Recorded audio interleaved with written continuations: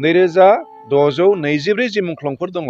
बेखौ जिहेतु सरकारा पबित्र सदनाव जिहेतु खोथा होदोंमोन बेखौ होनायनि दायित्वखौ जायखि सरकार थाया मानो आंनि मथेबा लाफुंनांगौ दा जिहेतु प्रमद बर' दैदेननाय जि सरकार दङ बे सरकारा दायित्व दङ बिथांमोना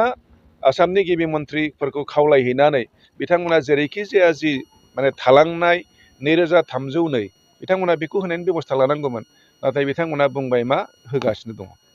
किन्तु होगासिनो दं होननायनिबो मोनसे लिमिट थायोना होगासिनो दङब्ला 21 22 23 24 25 सिम सम मोनबाय बिथांमोना मानो बे आद्रा थानाय 2302 खौ मानो दासिमबो होनो हादिया नंगौ थांनाय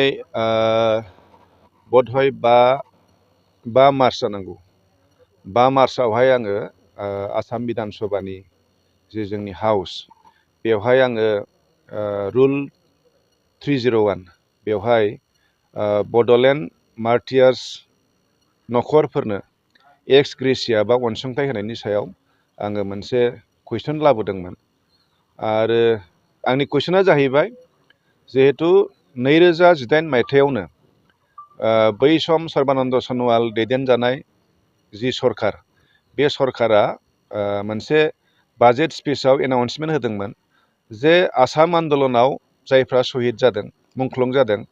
बिथांमोननि नखरफोरनो बयनोबो 5 लाख होनाय जासिगोन थ' बे लेखायैनो होनाय जाबाय आरो बे लेखायैनो माने बर' आन्दलनाव जायफ्रा मुंख्लं जाबाय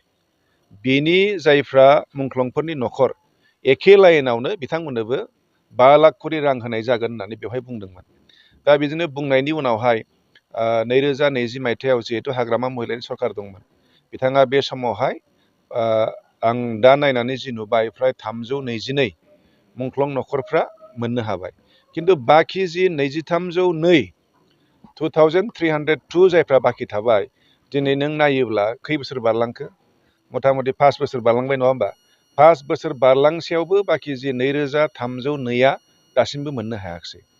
दा बेवखायनो आं बारे बारे सदनाव सोंदोंमोन दाख्लैबो सोंबावबाय आं आसा खालामदोंमोन खोब मोजां मोनसे एन्सार मोनगोन बा फिननाय मोनगोन आरो आसामनि गिबि मन्थ्रियानो बिनि फिननायखौ होगोन नाथाय दाख्लै बेवहाय जों नुबाय बड'लेण्ड वेलफेयारनि मन्थ्रि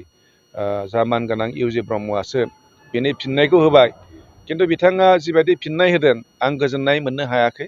मानो होनोब्ला बिथाङा होगासिनो दं होबाय थादों होनना बुंदों अनगयिं प्रसेस होनना बिथाङा बुंदों किन्तु आंनि बुजिनायाव अनगयिं प्रसेस बिथाङा बधय माखौ बुंदों क्लियार जायाखिसै किन्तु जायनाखि माने 2302 मोनबावनांगौ बिथांमोना जि खनसे 322 मोनबाय बिनि उननिफ्राय दासिमबो मोननो हायाखै आं मिथिबावदों माने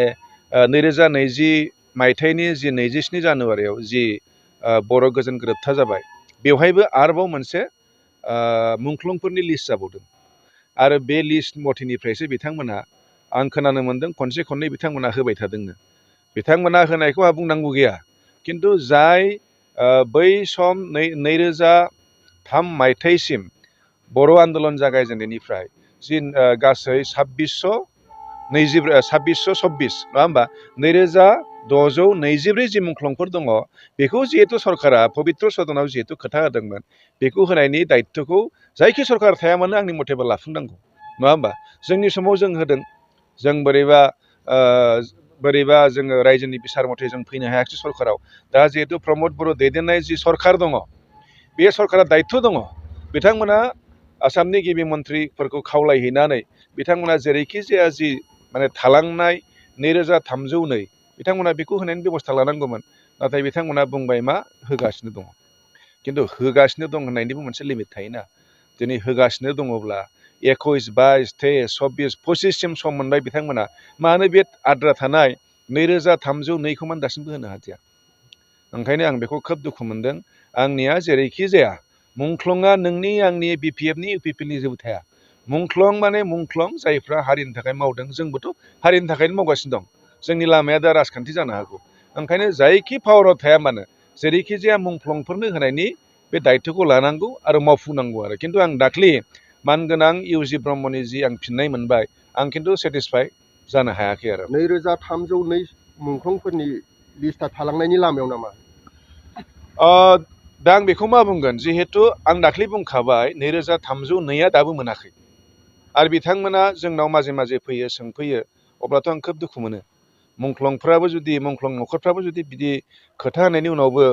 माने एसेम्ब्लियाव खोथा होनायनि उनावबो जुदि बेबायदि बिफैलायबावनांगौ जायोब्ला बेथ' दुखुनांथाव बाथ्राना। ओंखायनो जेरैखि जाया दा जाय बिथांमोना सरकाराव दङ आसाम सरकारखौ खावलायनांगौ, आसाम सरकारा जिहेतु खोथा होदोंमोन बिथांमोनखौ खावलायहैनांगौ जेरैखि जाया इमिडियेट होनायनि बेब'स्थाखौ लानांगौ आरो आंनिफ्राय आं बेखौ बुंगोन आरो जोंनिफ्रायथ' जों बुंबाय थादों दिनै जों गभर्नमेन्टआव गैयाब्लाबो आं बे नैबे जि 2021निफ्राय जि सरकार सोलिगासिनो दं बे समावनो आं खननै पबित्र बिधान सभायाव आङो उत्थापन खालामबाय बिनि सायाव। गोजाम मुंख्लं आरो गोदान मुंख्लंनि माबाफोर फारागथि दङ नामा? आंनि मथेथ' जेबो गोदान गोजाम थानाङा जिहेथु 2020 मायथाइनि जि गोजोन गोरोबथा बिनि उनावहाय जिहेतु बे बेवहाय फ्राय NDFB-नि जायफ्रा सोरगोआरि जालांबाय बिथांमोननि लिस्टआ मेक्सिमाम दं होननानै आं मिथिगौ,